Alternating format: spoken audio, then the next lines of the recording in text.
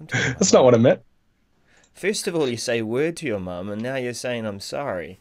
Oh, this is I don't know what you terrible. mean. That you're hearing things, I I think. am. I'm totally hearing things. It looks like we're good. This is Yep. regarding 365 and the 365 message center.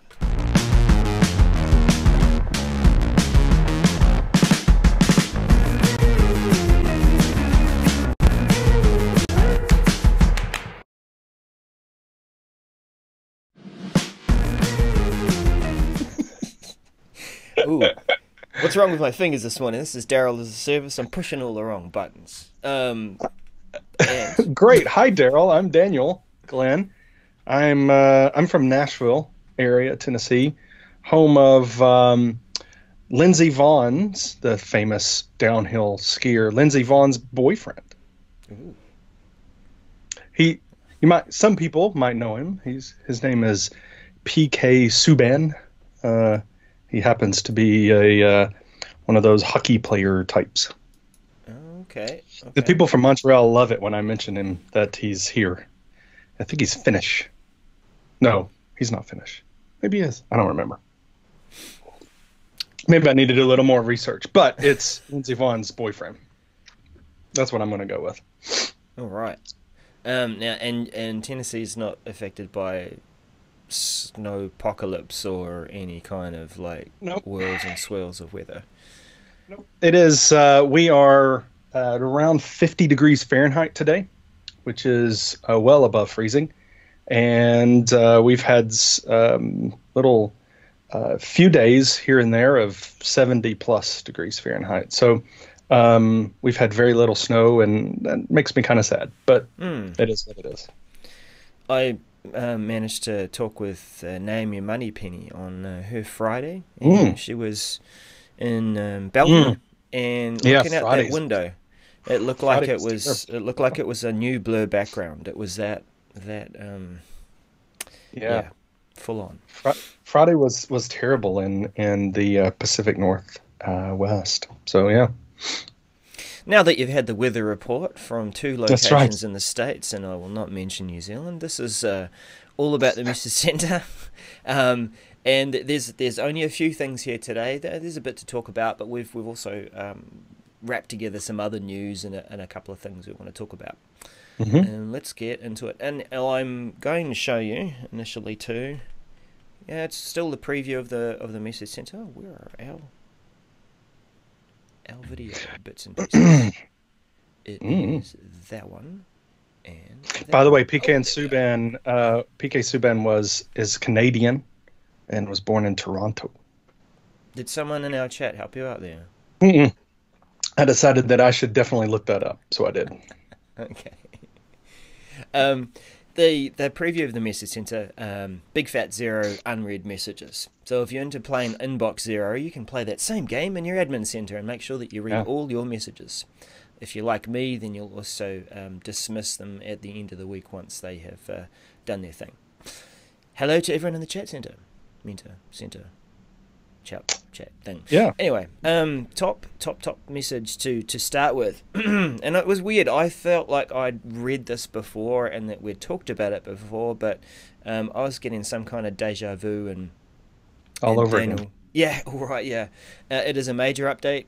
It is general availability started. It is applying to all your customers, but more so all your customers that are still hanging on to Classic in terms of your Well, lists and yeah. libraries. And we are, I think we as a team and we as a group of Regarding 365 peeps, we are, um, we want to enable people to get the best out of their services, right? Out of Mm. Office 365, Microsoft 365. Um, and there are some valid reasons and some reasons why organizations might not want to switch on modern for their list and libraries right now. And so Mm-hmm. we get it. And that's why the switch is there. Microsoft provided that opt out switch for the whole tenant. But that is going away. The opt in, opt out switch toggle, as they call it, is going away. And so you're going to still be able to turn off the modern experience for your SharePoint online list and libraries, but that is done at the site collection level. And so we still have the capability to do it. And I think, and I'll kind of explain why I think the way they're doing this is probably the best way. One huge bit about the biggest thing I want to make sure that people understand about this is that when this happens, and it's going to happen automatically, then then those sites that you've been protecting, but through only using the opt-out toggle for the whole tenant, the experience is going to switch to modern. So it's automatically going to switch to modern, except for those that don't. So you're doing some things with the views of the list that prevent it from being modern. Using some JS Link and stuff like that. So, it's just something really important to keep in mind. And going back to what I said about why I think the way they're doing it this way is important is that they're removing that layer, but they're still giving you the layer to control it at the site collection level. But you have to be, maybe a little more specific or selective, right? You're having to go to those site collections and opt out. So maybe instead of just blanketing and say, we're not going to do it because we have 2 sites, right? So you turned it off at the tenant level. Maybe you can just turn it off at those 2 sites level. And then everybody else all the other site collections can have the modern experience. So I think it's a good kind of helping organizations get there. But it's just something to keep in mind. It's interesting how these controls can be used to guide organizations through to their what Microsoft would like to get more people using. Now think about this. It was back in 2016 that it was released, so we're coming into our 3rd year of all that time to start switching over to modern. A lot of organizations didn't switch to modern because modern was still catching up. It didn't do a lot of what you wanted it to do, and it's only really in the last, between Ignite and now, that some of these key things that people want, certain columns, certain behaviors and ways that you can configure lists and libraries, have become available. So that was really holding people back, holding organizations back. But now by taking that switch away for your whole org, it means that you need to start doing an inventory of all of those lists and libraries that do need Classic for some reason, and start thinking about, why is it that I still need to hold on to Classic for this reason? Is it because the modern feature is still not there yet? And good news there is the announcement or the message does say if it's something that still relies on Classic, the few things that do, then those aren't going to click over automatically. They're not going to just throw you into that if that's the reason. But if it's some other self-chosen reason, then it forces you to do that inventory. Now, Daniel, do you think there'd be a lot of orgs out there that will have lots of different Classic libraries and lists? I do. I think there's going to be a lot of them, especially if for those organizations that have done some special things with their stuff and they don't want that new view. And I would think for less nimble organizations, those that might be the ones that complain about new features coming too quickly and those kind of things. That's fine. It's just I think those kind of organizations would have turned this off and said, I'll get back to it, and then may never gotten back to it, right? Yeah, so, that's the tricky part, isn't it? That respecting those that don't have the large teams and time to be able to do that, they do switch these things over and say, look, wait, just let us do this in our own time. And now that we've had 2, maybe 3 years, or we've finally got up to this point where lists and libraries are at the level that will function the way that we need to in modern, now we've got to find some time to do that. So it is still within your control to go through those lists and libraries that you want to keep as Classic, but you do need to, as Daniel said, do it at a granular level. go into even just the site collection. That's enough. That'll cover everything in the site collection. Mm-hmm. And switch that across. But take this as a gentle nudge, if I can call it that. It is a gentle nudge. Yeah. Make that inventory. Start thinking about what you need to do to switch these over to modern, because there will be a point where they say, look, we're not supporting classic anymore. And while they don't say that in here, that is what they're leading to. Yeah, and there's a question Christine asked in the chat room. What sort of dependencies can we have that you would want classic versus modern? And I think for JS Link is the most common one people mention, but having changing that page to have additional web parts on the page, and then there was a blog post this weekend. I don't remember who did it. I'm terribly sorry if someone in the chat room remembers, but it's basically talking about how you shouldn't be using code on modern sites, modern SharePoint sites. So, we use the script editor web part and the content editor web part to do things like inserting script into our sites. And the thought now is you shouldn't be doing that at all in modern. And there's some reasons why that, in not good reasons, like reasons why that you shouldn't be doing it, and it's bad to be doing that in modern sites, but you lose the functionality though. So that's kind of those things where the transition from classic to modern is not an easy one. It's not a push a button and you're done. There's definitely going to be some heartburn on this to get there for some organizations. Yeah, that's a great point.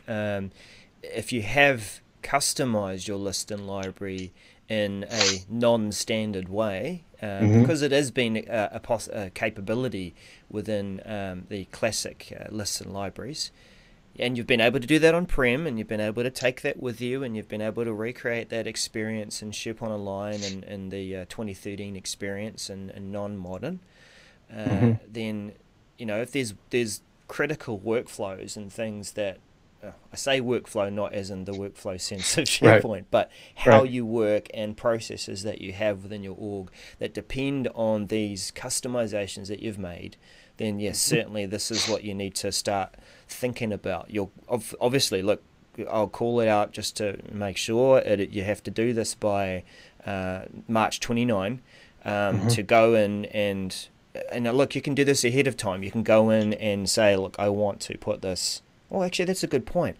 Is the setting available now?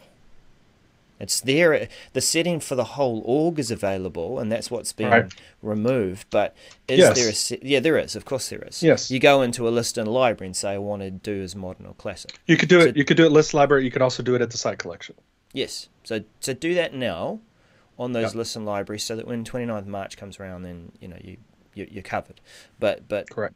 Start to think about what is it that we are doing, and we have changed about this list and library. What can we replace that with or recreate that with?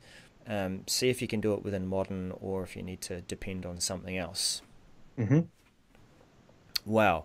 It's good that we talked about this a bit more, because it is something that some orgs will not necessarily realize how important it is to even user experience. If we think about our adoption note that we add now too, that these sorts of things have to be planned ahead, because it will also, the flow-on effect is we've been holding on to this classic list and library for a while. Now we need to show people how to use this in modern. If we've done it across the whole org, we need to now show people how to use modern lists and libraries. Yeah, and last thing we'll say, Phil. Database maintenance. Yes, it's interesting. We don't these hours globally. Be aware. No, it just goes down. But that's something else. That's Azure Active Directory. Right, but the only thing I will say, there is with Skype for Business, every once in a while we get something that has a maintenance. But yeah, so it's just interesting that we see these often. Not often. But every quarter, now and then. it seems like. Yeah. Yep. Good on them for using it the way that it's. Well, let's keep the conversation about Yammer rolling here, sir. Yeah. Look, I know it's not everyone's favorite product, and actually, here's one of the things that actually um, makes it not so much of a favorite. Who likes getting all company messages, or should I put it in an email sense? Who loves to get that? Can you buy my Girl Guide cookies? Everyone in the company, come and see me. Yeah, and I had this conversation internally because there was some confusion around when the all company should be used. And my point was, if we're talking about a specific thing like manufacturing, for Mm, instance, and there's some news articles and things we need to be keeping. We need to create a group for manufacturing conversations and have those there, not in the all company. mm-hmm, And but there were some who thought we should have it in all company because that's where everybody's going to look. mm, And it was, yes, but that's where everybody's looking. I mean, yeah. that's kind of not everybody cares about what you're posting, and not everyone cares about, if it's a specific topic. And I personally think, that all company is supposed to be used only by a small group of people, I think, within your organization to communicate out. If you're using Yammer, use it in a way that, maybe you would replace all company emails, right? And sometimes, use this for here's what we're thinking about doing, or here's the goals for next year, or whatever, and have people be able to collaborate that way. So Mm. this change, as you mentioned, Darrell, is welcomed, right? Yeah, So it is we just keep welcome. people off of the all company. Well, let's think about the experience of it too. Maybe I'll just open up Yammer quickly and talk about it to frame it. Um, when when you do land on the Yammer page, some of us might have customized it this way. Mm. But in general, when you land on it, you are in a feed experience. The feed is bringing together everything that you have permission to see.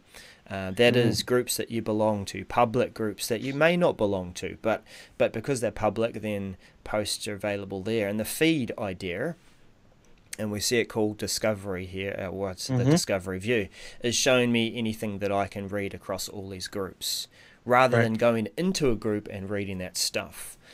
When right. we post in here, and this is where, because a lot of people are just using Yammer lightly, and they're not really, right into it. But what was happening was you'd go to post at the top there, and down where you've got add a group or people, used to be by default all company, and Mm. those who are new to Yammer or not using it a lot, hadn't formed some of the right practices around it, were sending everything to all company. And Right. as you say, Daniel, that's great, but it really shouldn't be drowned out with everyone's posts. But at the same time, if you don't have a group, that you've the confusion of, well, where do I post this? Is this the right place? Oh, well, stuff it. I'll just put it in all company, and then people will read Right. it there. You can see how people got to that. Now, Yep. when it is now expecting to put a group in there, and it doesn't have all company, then of course the post button is grayed out, or blurred out, faded out, Faded. I like that. Faded out. opacitized out. I don't know. I'll make up that word. Okay. And of course you'll need to select your group as well. So in this case, town hall. I'd created a group for doing live events, and that would be where you might have larger Hmm. conversations about the company's quarterly figures or something. Anyway, that's enough said there. It's good Yep. to see that it's being a bit of a bugbear for people, organisations that use Yammer, and that it's like getting the all company email. Wow. Hmm. Okay, everyone posts there now. Hmm. Um, Now, lastly, and yeah, it has been a light week. Hmm. Um, this is it's more about update to the roadmap. And remember, Mike Ziok, who we interviewed at Ignite, Hmm. really wanted to emphasize that while our show looks at the message center, that the whole picture is that things start as discussions in the roadmap, or rather items in the roadmap. Mm. They have attached with blog posts and things to various announcements, like what might be said at the SharePoint conference, and then it flows into the excuse me, the message center and product group announcements and messages around it arriving and what to do to Right. prepare. Right. So this message is about a change to the roadmap itself. Did you read Which this is one nice. much? I did, and I think some much needed, especially that last modified date being added, because people, one of them, there's some complaints about the roadmap, and I think some of them are valid. One of those complaints is things could be updated or not, and you don't know when it was last updated. This is kind of the Mm. same complaint people have when they go to a blog post, for instance, and they have no idea whether this was blogged last week or 3 years ago. So they have no idea whether it applies or not, No date. right? So you have no date on there. So here you go to a roadmap and it says, this wonderful feature, but you don't know if this was just published and so you're having to do a lot of keeping track of what was there and what is there now. Yeah, and that's where we had that rise of a few people, and I wish I remember the name so I could credit them for it. But they created, Mhm. whether it be a Twitter bot or a RSS feed or something saying, "Hey, something's Yeah. updated. Check it out." There was a script of some sort that you could run, and I think I have notes of it. I have a session that I'm giving actually at the SharePoint Conference North America coming in May, called "Keeping Up with Change in Office 365." That covers and this is one of the points was how do you've got to keep track of the roadmap, not just the message center, although we love people who keep track of the message center and watch our show, but you got to keep track of the roadmap as well to kind of see with the reason why we don't cover it is that with the roadmap, you really don't know when things are coming. It's kind of like, here's what we're working on, here's our development stuff we're doing or thinking about doing, or our vision of these items, and then they get worked on, and then hopefully the roadmap gets updated, communications start coming out, and then it comes to the message center and says, okay, now it is coming out, and so we focus on the message center because then we know it's coming, right? But it's very important to keep track of the roadmap so that you can kind of get a flavor as to the way things are going. So you don't make decisions based upon way things are now when in 6 months or even 9 months it could be totally changed. And while that's good 6-9 months of whatever your decision was and you ran for it, then you got to make more changes or make updates. And so it very important to check out the roadmap. So this, I think, the last modified date of all of these, the last modified date is really important to that they've added that. I think it's kind of an easy add, and I'm glad they did. So at a glance you can buzz through that list and see what has changed, and I expect that there'll be a filter that will show me everything in order of what's changed recently. Yep.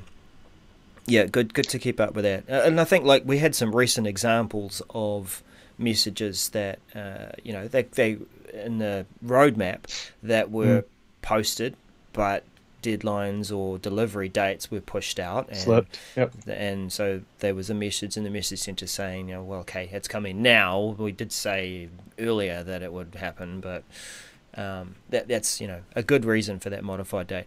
What about the RSS feed? And I think this helps out those who have written a customized something to dip into that feed. That it's also making more sense of the more information link or not if it isn't there. Right.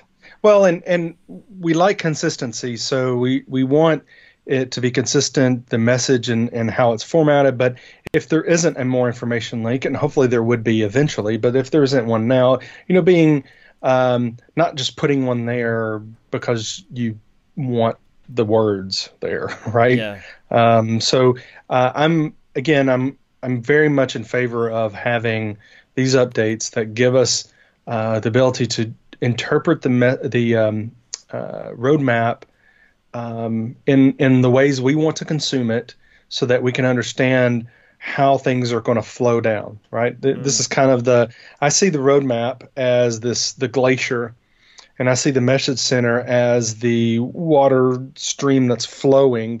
And so we can see this thing that's up there that's, coming or being worked on, but the water is what's actually doing the work.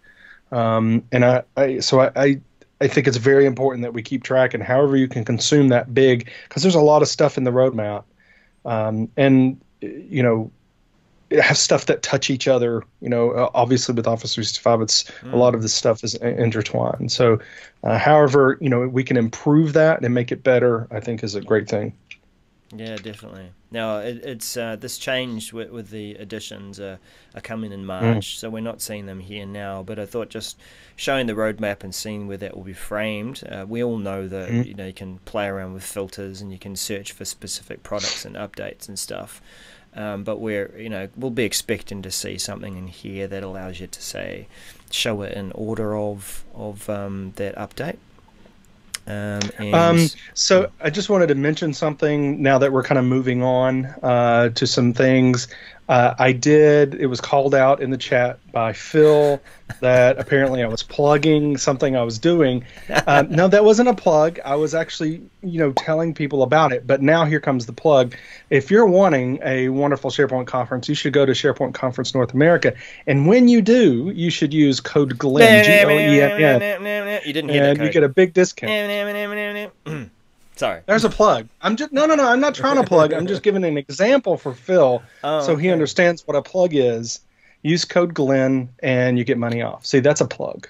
Or Van der Schaaf or everyone else in the Regarding 365 that has Hey, a code. hey. Oh, sorry, did I piggyback that? Oh, I'm sorry. Oh, okay. Yeah. They can plug on their show. We did have in other news. I shouldn't take Alistair's little deep voice there. No. We have. Oh. Yeah, there was something else that we are going to look at. Oh, no, yeah. How about we look at the footer that has eventually arrived? We talked about this. Throw together this.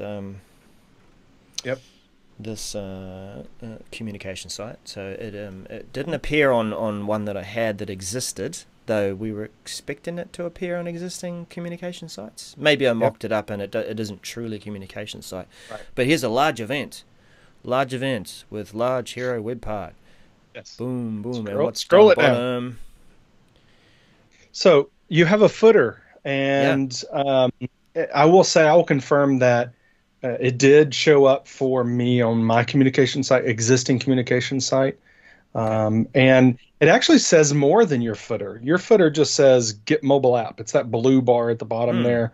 But mine actually has the Get Mobile App, but next to that on the left, it says Powered by SharePoint Communication Sites. Click here to create your own. So, we warned people, we talked about this, that, hey, and this is coming and it's automatically going to be added. You're going to get a footer whether you want it or not, unless you turn it off before. Right. So here it is. You got a footer. Guide me through here though, Dan. I mean, how do I configure this? Well, you can go to the gear, the top settings gear, and then go change the look. There's the second to the bottom. That's where it's all arriving, isn't it? The different headers and themes and stuff. That's right. There it is, footer. So you can go there, and then you can turn off the footer immediately right there, and it'll go away. Or you can do things like add a picture and then add navigational links to your footer. Well, I feel left out, so what I'm going to do is actually add Powered by SharePoint, because since yours has it, I want to have it too. FOMO, it should be there, right? So I'm just going to add it there. And okay. I don't have anything safe that I could jump into and add as a logo that I can think of that would actually fit the. So you're okay. So it shows up for you over on the left-hand side. Here it is. Right. There you go. You can see that with our face removed. So for those that are in targeted, we saw this really across the world, that it rolled out over several days to everybody in targeted release, getting these new functionality with the header and the footer and the mega menu. So we just wanted to highlight, hey, remember we told you the footer's coming whether you want it or not, so be prepared. So there it is. Mega menu. Apply it. Probably nothing Yeah. mega there to see. Nope. No, no, it probably Gotta needs edit. a lot more to it. That's right. Edit it. You got. Edit the Yep. menu. Mm-hmm. Oh yeah, no, I've got to build out a menu that actually is of mega proportions. You can't just go, Dun I dun want a mega menu, dun. but That's right. what are you choosing? Come on. Yep. It's a mega burger from a mega burger menu burger burger. All right. All right. All right. And other news, we still also we had some interesting conversation around this white paper that Chris McNulty shared, which had a few examples of how to use flow in business context, business uses. And the white paper gave you some starting points about how to use flow and power-ups as an event organizer. Yep. There was travel approval. All right, so if you don't have these in third-party systems, then you can kind of build some of them your own, or employee onboarding. That's always a good one, having a checklist to go, has this been done, has this been done, because it often involves people across different departments when you're bringing someone on board, and it's good to see, well, look, we haven't ordered the whatever to get done, so that needs to be done before this person arrives and moves, and yeah. Yep.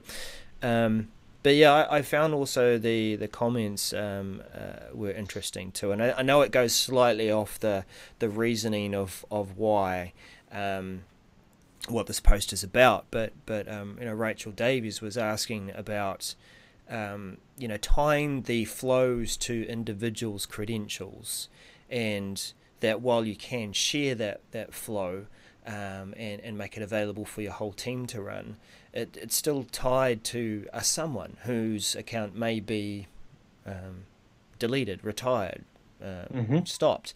And so it reignited that discussion around, can we use service accounts or find some better way to do this. Chris's response, it's there for you to read too if you want it, regarding flow ownership. We introduced it to lists and libraries. You can assign it to a list and library as an owner, and you can also add a group as an owner. So yeah, I just thought that was a good thing to look at, and it's always good to have a look at things that give us a starting point as we get into trying to use flow and power apps and all these other services. Yeah. Yep. Lastly, as a promo, Tracy van der Scaife and I know it's it's not like a add your code and help me out. DanielGlenn.com/SPC. DanielGlenn.com/SPC. Right. Tracy and I are going to start up we are starting a new show called Shake and Bake.